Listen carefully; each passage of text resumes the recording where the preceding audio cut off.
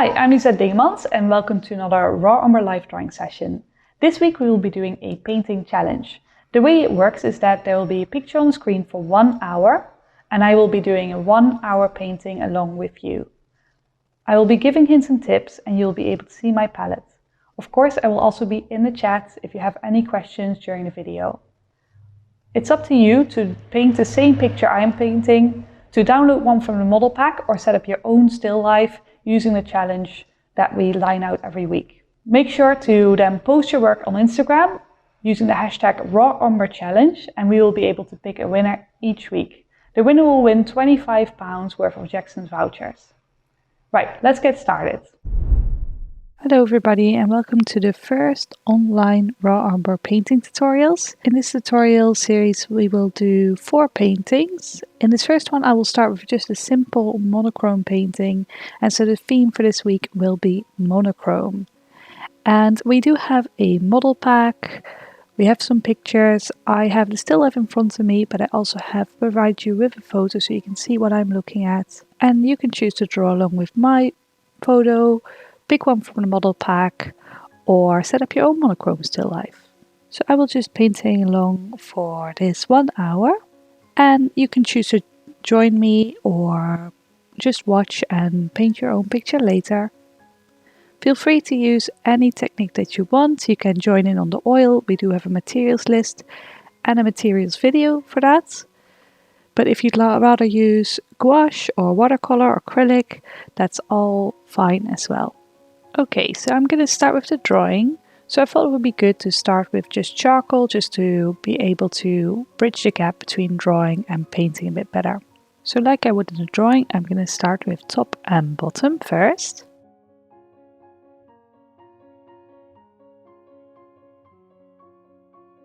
Then following that by measuring the width. And I see the width being slightly bigger than the height, so I'm just going to double check that. That looks about alright, so then I can start putting in the big angles and keeping my lines nice and straight for now.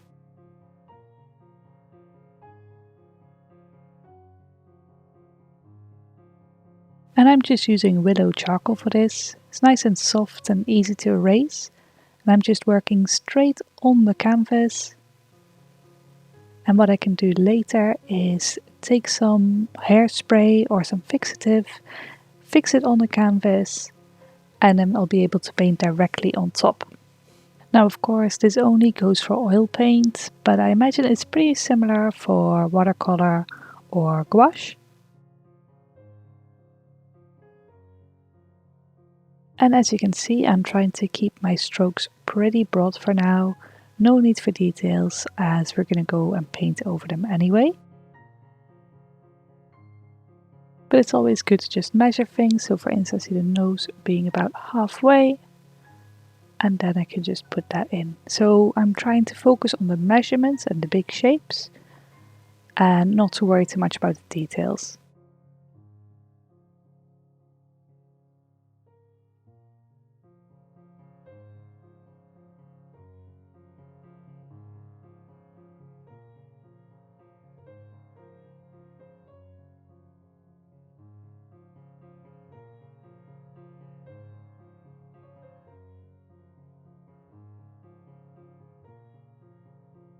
And like I was saying earlier, I could have chosen anything for the monochrome. I just thought it would be quite fun to choose a skull, just because some of you have joined me for the portrait sessions before and we have done a skull session, so it might be nice to see how that relates to the drawing and the portrait. But like I was saying, if you'd rather set something up yourself, that's absolutely fine as well.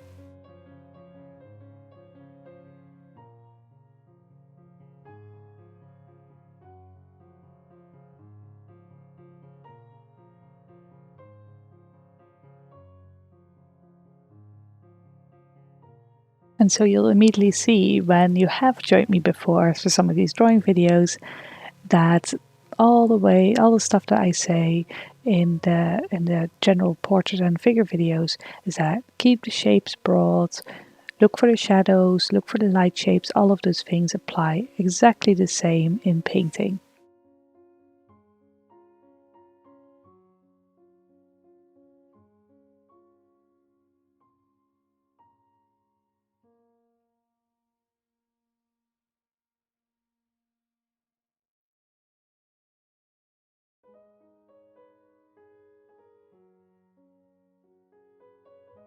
You may have noticed I haven't really given you any tips on the actual drawing. This is because we have done quite a few drawing videos. We've got the portrait, we've got the figure. So I just want to focus on painting here, get the drawing in as soon as possible, and then I can focus on painting techniques.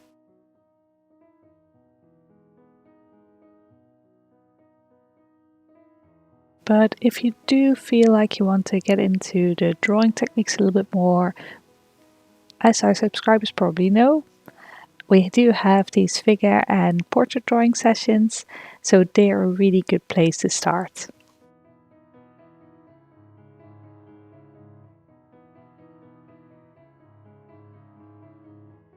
One thing I will say is that feel free to just use the rubber as per normal on your canvas.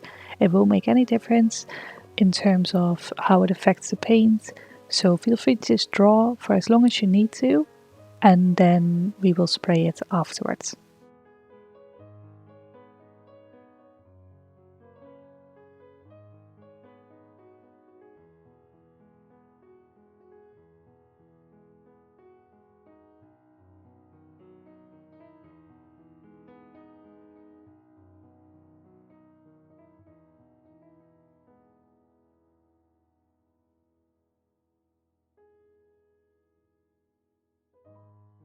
Okay, so I've now fixed the skull. I did this off camera. I used Fixative by Delacroix just for charcoal, and the way to check it is to check if anything comes off, and at the moment I can just rub it, nothing comes off, so I know it's fixed.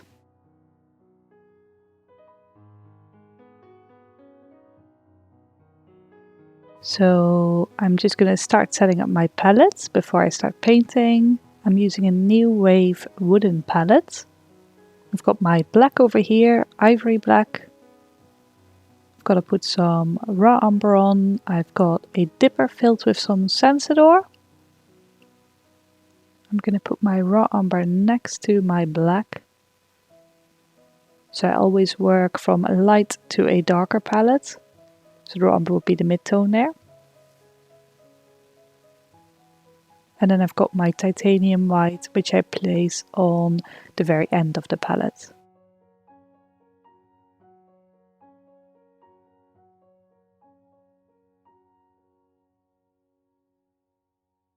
Now it's always a good idea to have a bunch of tissues to hand. So I usually take these tissues and rip them in half, so I've got a nice little pile of tissues that I can just put just off camera. And then of course I've got my brushes. I'm using hog brushes, and whenever I'm taking a little bit of paint I mix and then I wipe it off on the tissue. So I always have my tissues to hand, always make sure I can wipe off the paint after every brush stroke. And then of course I've got my palette knife just to mix my piles of paint up. And a really good way to start to mix with our monochrome is to take some of the white on one side of the palette, make sure to clean it on your tissue, and then take some black on the other side. So this will be your dark end of the palette and the other side will be the light end. So that means I can go light for on one side and dark on the other. Now my camera did cut out here, but what I've basically done is I took some raw umber and mixed some white into that. And that will be my main middle mix.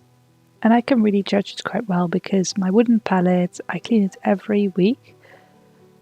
So that means that the whole palette itself has already got a generic grey, greenish, brownish middle tone. So I can use that as a judge for my mids. But basically what I want to do is make it sit in between the black and the white. And what I'm going to do now is I'm going to muddy up my white and my black. Take a little bit of that white, put it into the black mix. And this is just so I still have some range. If I make something really, really dark, I can still go a little bit darker later on. So a little bit more, I'd say. So it's a nice dark, dark grey. And then I can do, after that, I can do the same thing for my white, make sure it's a bit of a muddy white.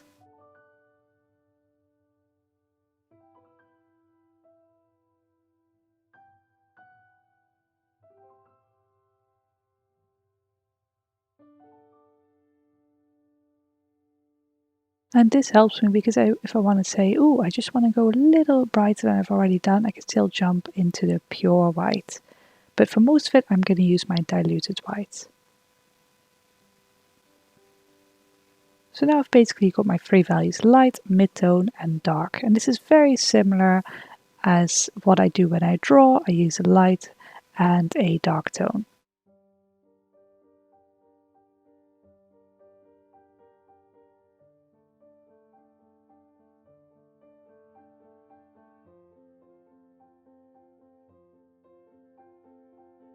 So now in order to tone my canvas, which is called the imprimatura, which is basically the ground, it's a bit like if you'd be drawing on grey paper. In order to do that, all I need to do is select a nice big brush and dip it into the Sensador, take some pure raw umber, and I like raw umber for this because it's a nice quick drying color, nice and transparent as well. So I don't have to be scared it will block out anything that I've drawn. And I could just start covering the canvas. And you can do this as well with a tissue or a small brush if you want, but I find using a big brush is usually quite nice and quick. And as you can see, it doesn't really make a difference to the drawing underneath because I have sprayed it. And the point of having this imprimatura is to have a ground so you're not working on white. If you're working on something white, you can only go darker. If you're working on something that's more of a mid-tone, you can go both ways, which is easier when you're painting. That's what I find anyway.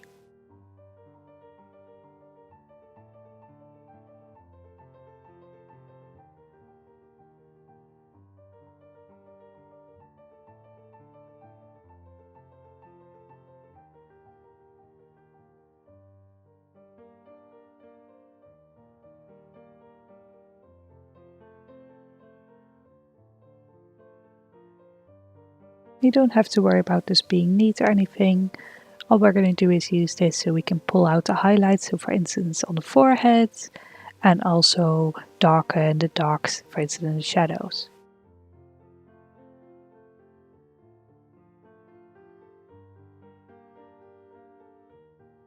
So I'm just going to take my raw umber and go over the shadows just to enhance the drawing a little bit more, but also because the raw umber will give a nice warmth that shines through in and through the shadows, which I think always looks quite nice.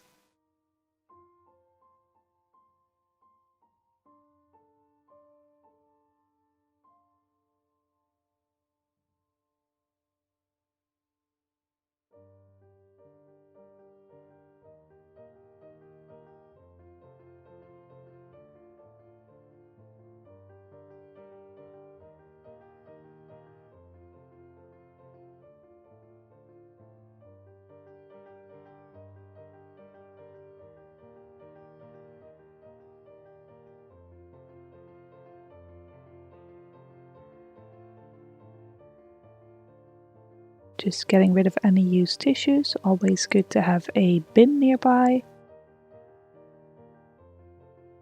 So I'm just cleaning the brush I just used, dipping it in some Sensador and then cleaning it off in some tissue. And then I can go straight into my white without muddying that up. Now if the white's a little bit stiff, you can always add a little bit of Sensador, but try to just dip it very, very gently. Maybe get rid of some of it on the tissue and then go in and let it be a little bit more spreadable, because otherwise very quickly it will get too spreadable like watercolor. And the lights need to generally be a little bit thicker because you want the lights to pull out and pull the eye in. So now I'm going to start putting my lights in. So I've got my dark shapes in, now I want to put in my light shapes.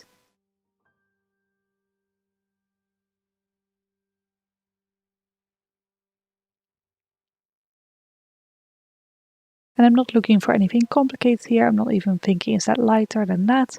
Just if I had to divide into 3 categories, where would I place each category?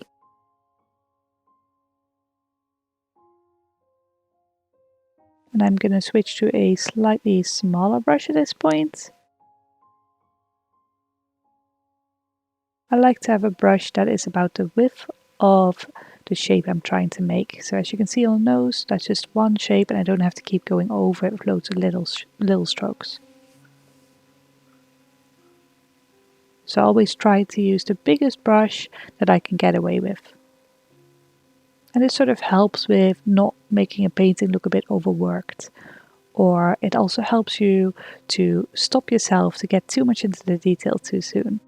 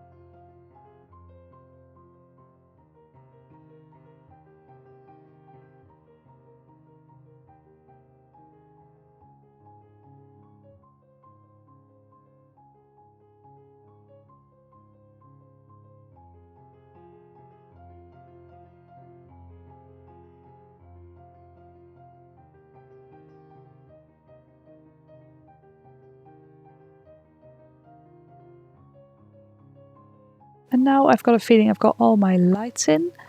Before I move on to the darks or the halftones, I'm just going to check my drawing and see if there's anything jumps out, something that needs to be corrected, and then I move on. And that's a really good habit to have anyway, to always make sure that your drawing is correct before you add in any more information. But while having a look at it, I'm not trying to get into the details or anything, but if there's anything that jumps out, the nose is way too high or the mouth is completely in the wrong place, then I correct that first. But I think we're okay, and we are 20 minutes in already, so with that being said, let's move on to the darks. So you can use the same brush, but if it's got a bit of white on, it will really grey down your dark. So again, try to just clean it, dip it in the sand store gently, try not to stir it around or anything, then clean it off in your tissue and then go into the darks. Or if you need to, of course, just use a different brush for your darks and your lights.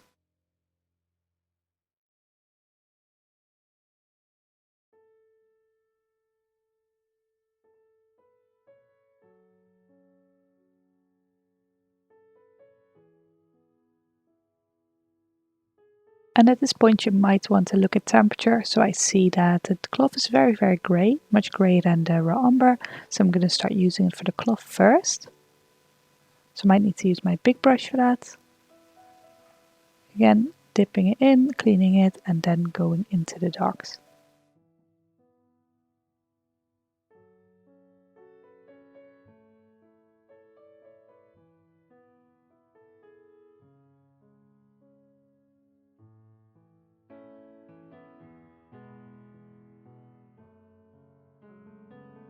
And for the sake of simplification, I'm just using it for the whole grey cloth, and then later I can simply lighten it by adding some white.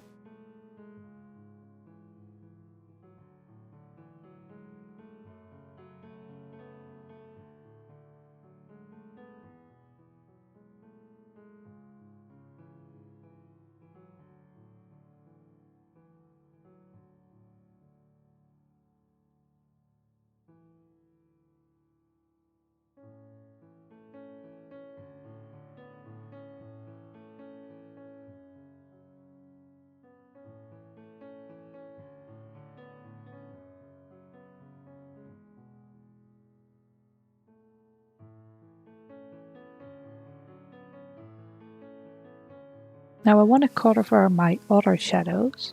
So when comparing the background versus the shadow, I see the shadow is just a little bit warmer and a little bit lighter. So I'm going to see if I can mix that. So now I can add a little bit of that lighter brown to my shadows. And I try to keep my mix going from dark to light. So I've got an idea where everything sits. And I just try it out on the canvas and then decide, it's not quite enough difference, so maybe I can go a bit lighter.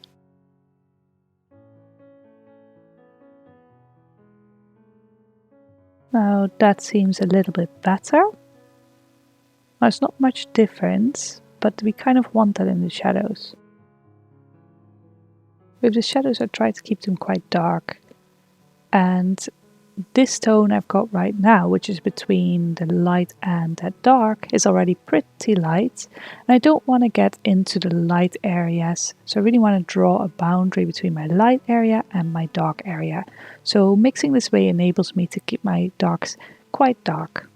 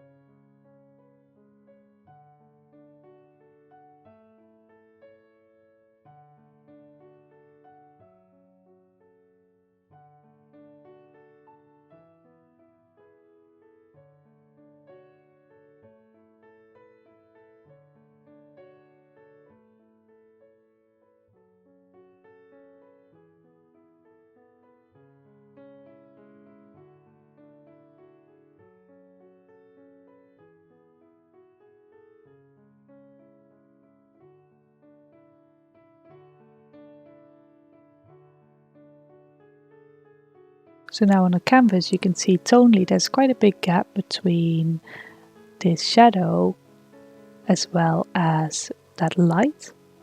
So we're going to need to find out where the midtone is. Now I can keep my brush kind of dirty because I'm going to make it a little bit muddied anyway, and I'm going in between that halftone and that light and trying not to get into the darker areas. And then I can just put those in between. And I'm trying to look for the big form here, so no details yet again, just looking at how it relates to the dark area and then letting it blend and gradate into the light area.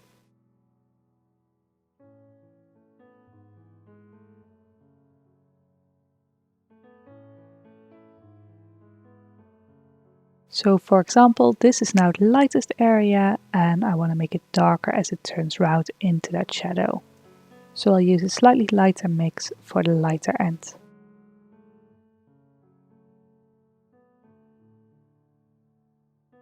So you might notice the drawing gets a bit fuzzy. I go over some shapes in some places.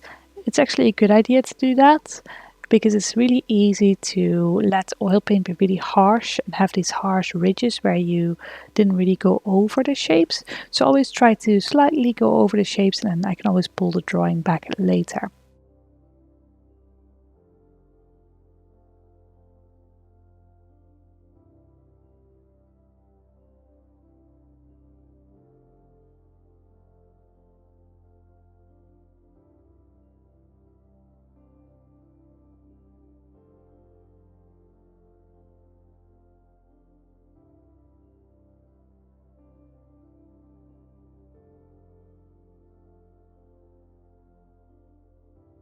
And I also make a point of covering the actual canvas, so the whole thing, including the background.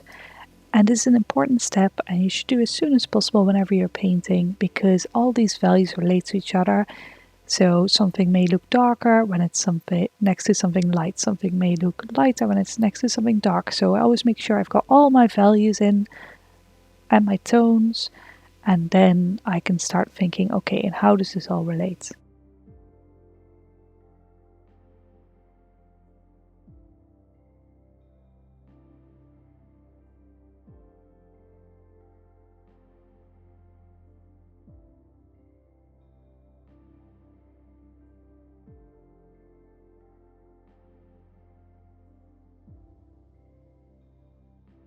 For instance, now I've got everything in, I know that I need to lighten that background, the ground.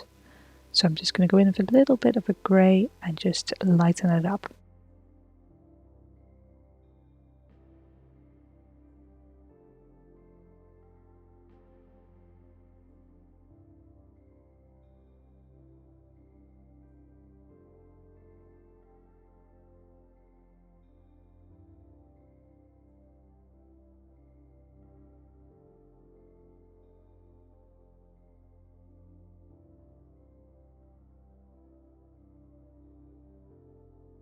And if you're interested in this sort of painting, I'd love to read a book, a good painting book. I can really recommend both Harold Speed's books. He's got one on drawing, one on painting. They're both a little bit wordy, but I found them so useful when I was training.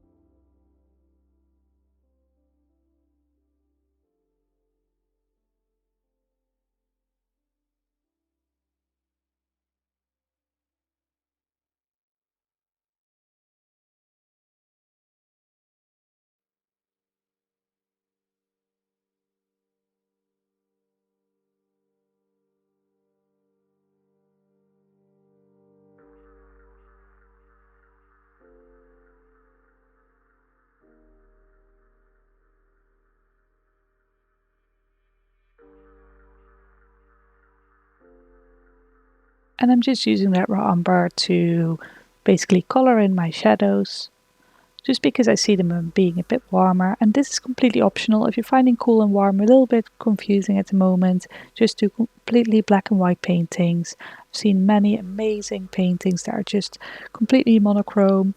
For instance, Eugène Carrière, amazing portraits just done in raw umber. So, but I just want to do some temperature, so that's what I'm doing.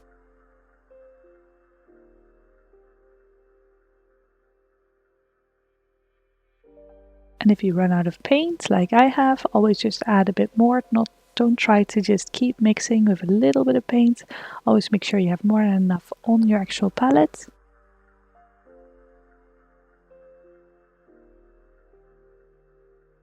And what I'm doing now, maybe not very neatly, is adding another gradient. So I've got my cool gradient on the bottom, which is my black to white, and I've got my warmer gradient, which is white to raw umber on the top.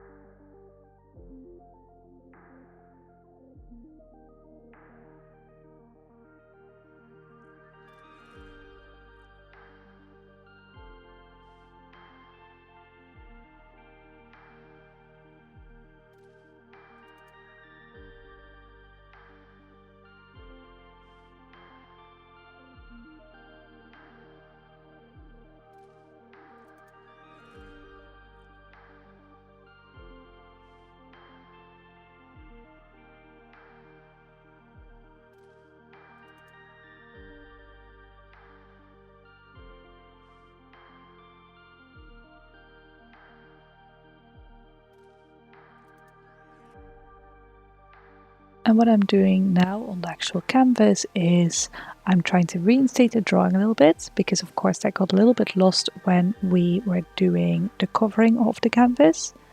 And while I'm doing that, I'm trying to look for soft edges versus hard edges.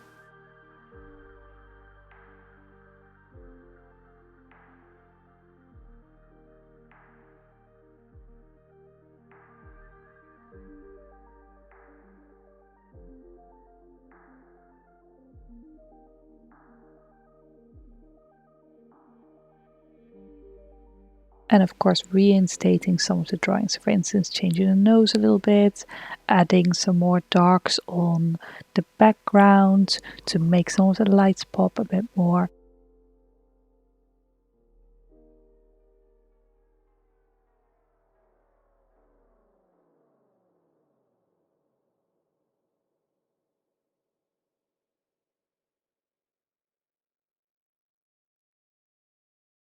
And I've probably should have set this up a little bit differently, where I've put my umber a little bit more that direction, and then I've got my cool here and my warms here, which means they'll line up a little bit better.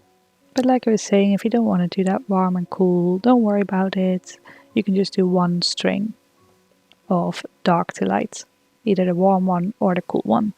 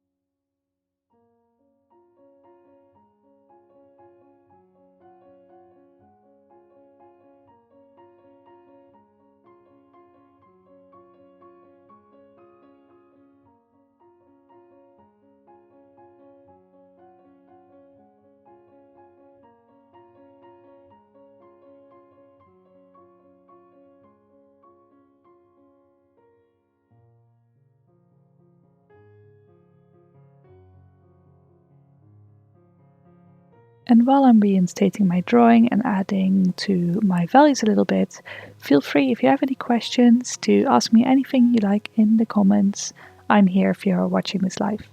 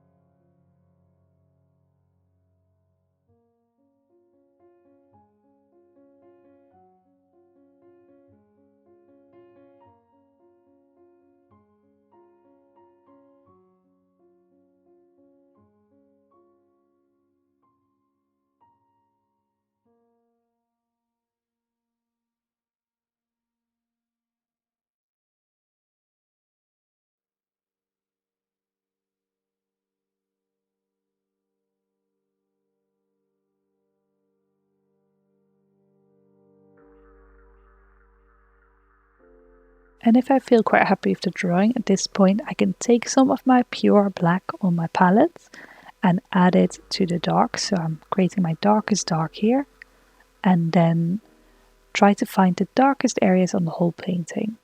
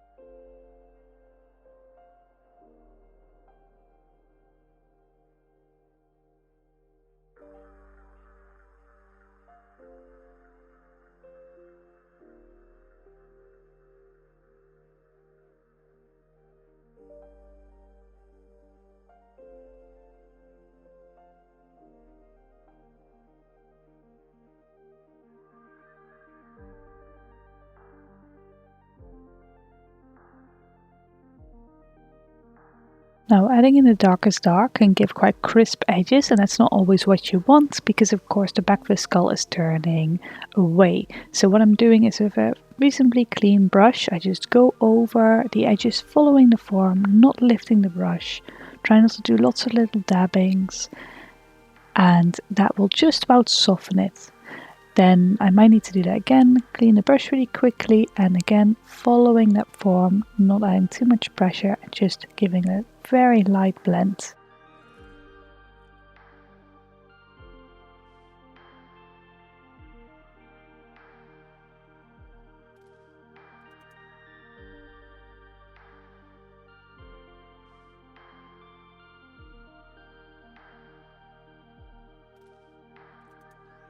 So the worst thing you can do, and yet the most common thing I see, is lots of little strokes. Try not to do that. Every time you do that, it picks up some of the paint. So try to just do one long stroke and then give your brush a clean. And just getting into that habit will save you so much time when you're painting, and your paintings will look a lot stronger as well.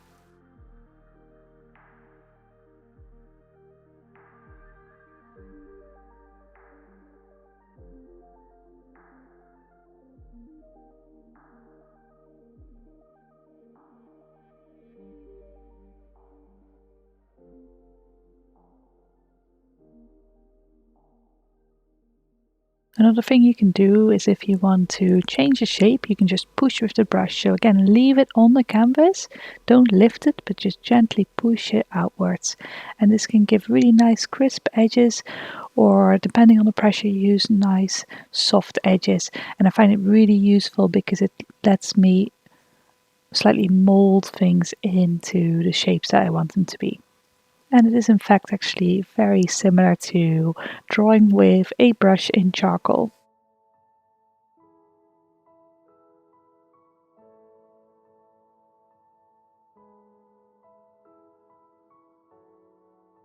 Now going in again, pulling out that light shape, making it nice and sharp on one end and letting it slowly dissolve as it dissolves into that halftone. And if I want a slightly softer edge, just again going over very light pressure and letting the two dissolve into each other.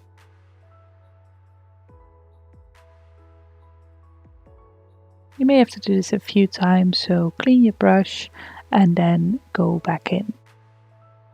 So every time the canvas touches, it picks up some paint. So all I want to do is do it once and then clean my brush again. And once you get on the habit of this, it gets automatic and so much easier.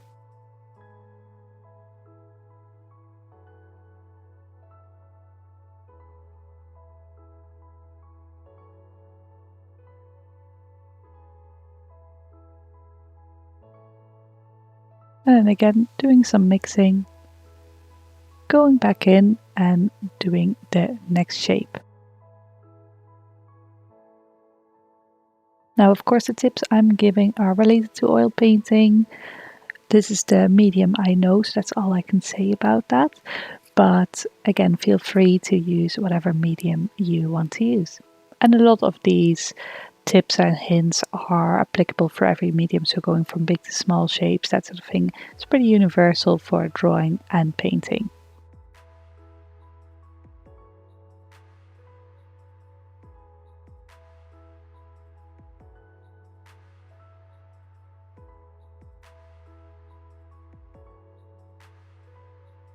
And if you find that you're not getting a soft enough edge by going over with a clean brush and you want to just muddle it a little bit, feel free to just take a muddy brush with just a general halftone on there and just smudge them into each other. And just creating that big gradient, and then you can always put the shapes back on top of that.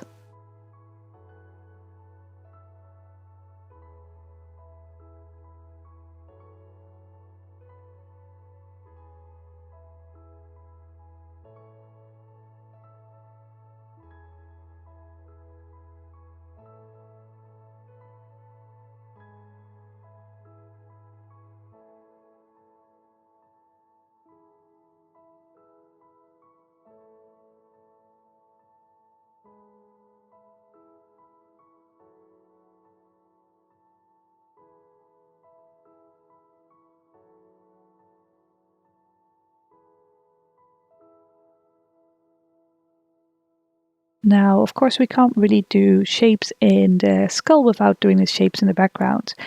And the background has a lovely interplay between lost and found. So what I mean by that is, for instance, I can just let the two tones completely get lost in each other, and it doesn't even look like I'm missing anything.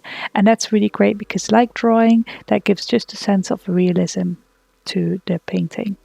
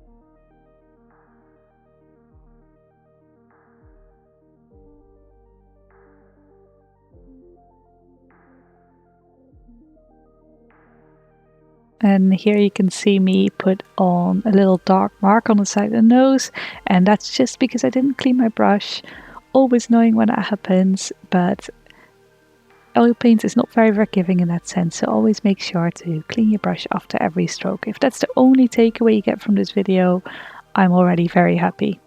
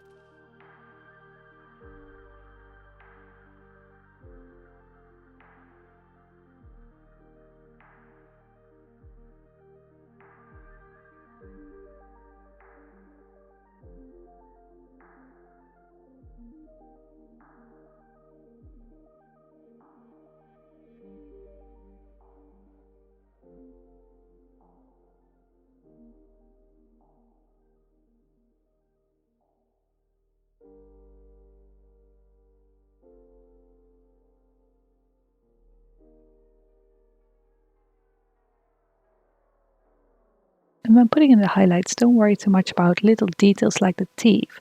Just worry about that this is on the corner, and anything that has a corner will have a highlight because that's the place where it gets to the closest to the light.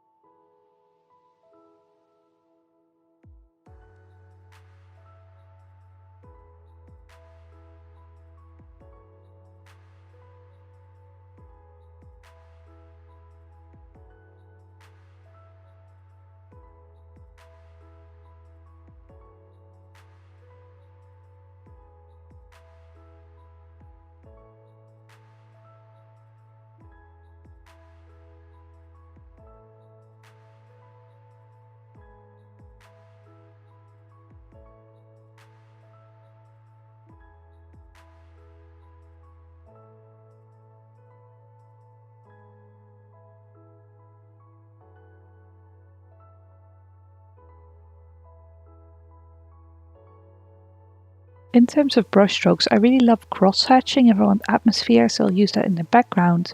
But I may, for instance, use a nice long stroke following along the form if I want some more definition. But cross-hatching is great for general background stuff that you don't really want to have any focus.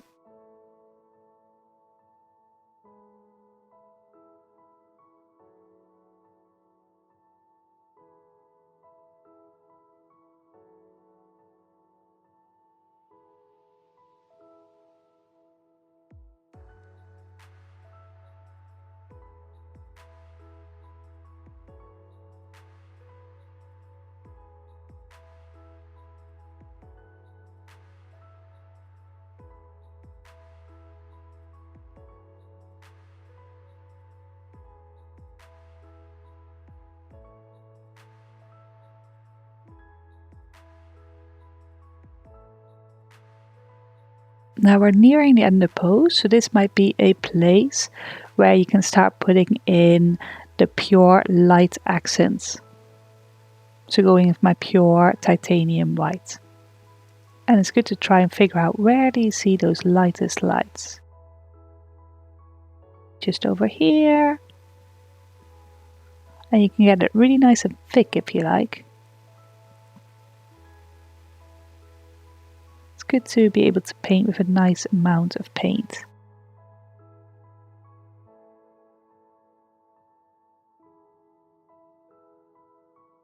So like I said earlier, generally highlights will be on the corner of something. So this is going this direction, this is going that direction.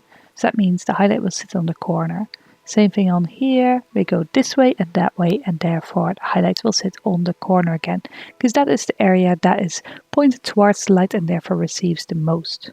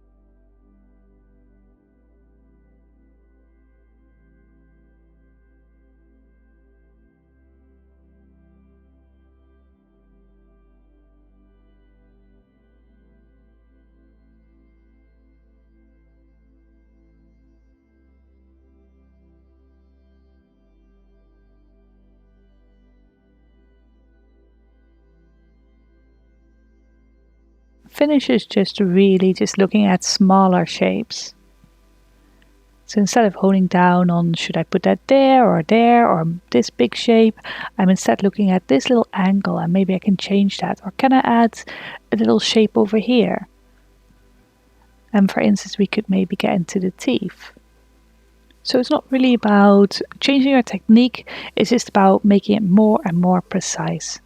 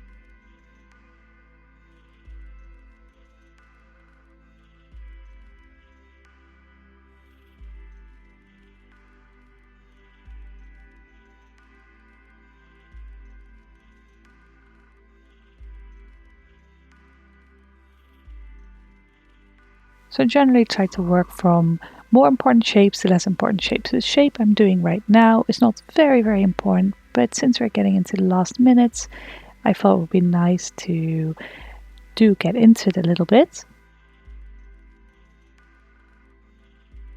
It would be nice to have a bit more shapes in that area, just to make that feel a little bit more finished as well, a bit more resolved.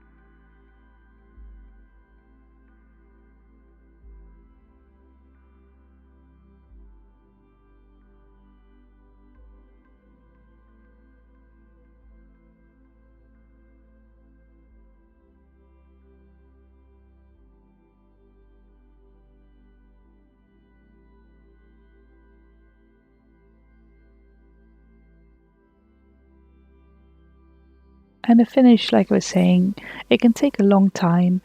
And of course, this is just an hour's painting. But for instance, what I might do is looking at that side of the face. I see that's a bit too cool. It pulls too much focus. So I'm going to go in with my aura umber, make it a bit lighter, make it a bit softer. And so this sort of stuff I could do for hours. And this is where I feel the drawing really comes together, or the painting, I should say.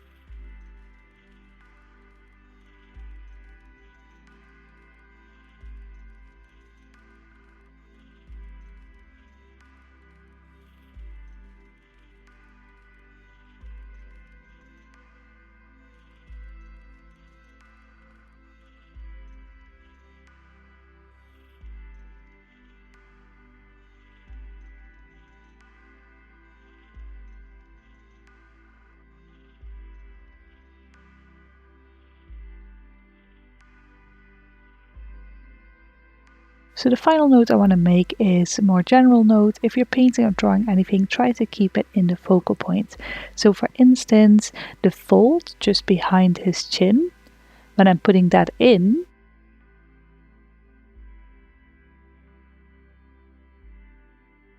I try to sort of flick it so it feels a little bit less long and sharp like it does in a photograph, and this draws the eye into the skull, and I can even soften it out a little bit. But the main thing is that I want to make sure that the viewer's eye is located towards the skull and not the outside edges.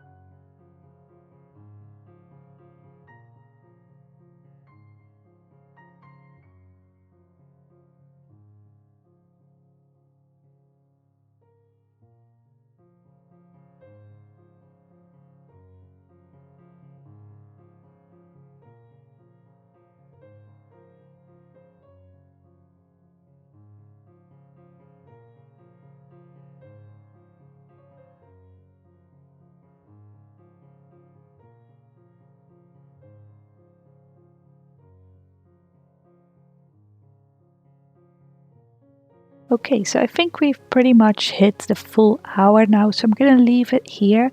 I hope you've enjoyed it and you found it useful to you in your own painting practice. We're going to do this for 4 weeks during lockdown, and do let us know what you think.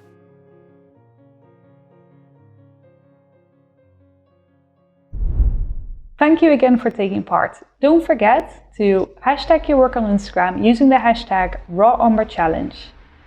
Thanks again, and hopefully I will see you next video. We run 2 sessions a week, a figure drawing session every Wednesday at 8 PM and portrait drawing every Sunday at 4 PM. You can find out more details on our website, rawumberstudios.com.